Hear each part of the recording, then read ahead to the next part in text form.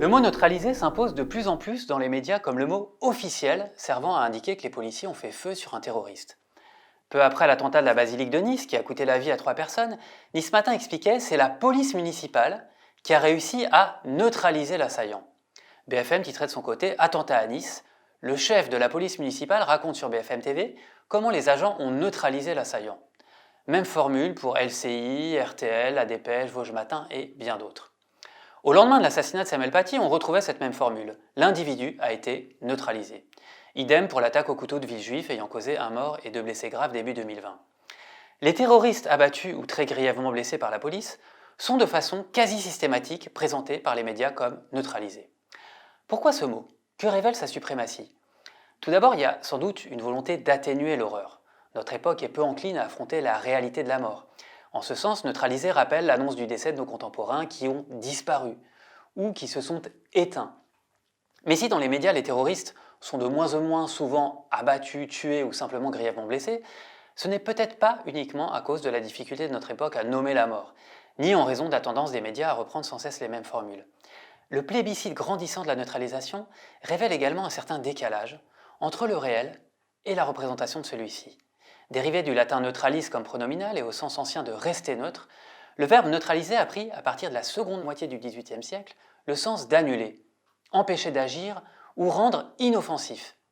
Or, dans la plupart des cas, si l'on est parvenu à empêcher le meurtrier d'agir, c'est seulement après qu'il a commis ses crimes. On le rend inoffensif, certes, mais un peu tard. Difficile de ne pas penser qu'une société impuissante à enrayer le terrorisme islamiste ne cherche pas en partie à compenser cette impuissance par les mots.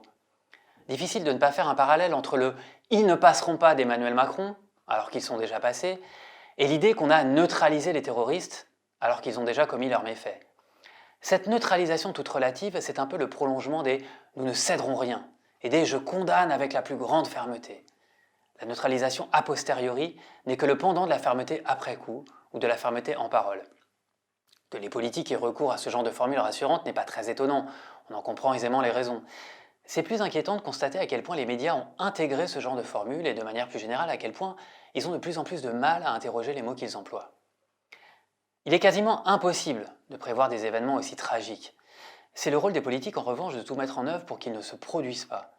Gaston Bachelard disait « Le réel n'est jamais ce qu'on pourrait croire, mais il est toujours ce qu'on aurait dû penser ».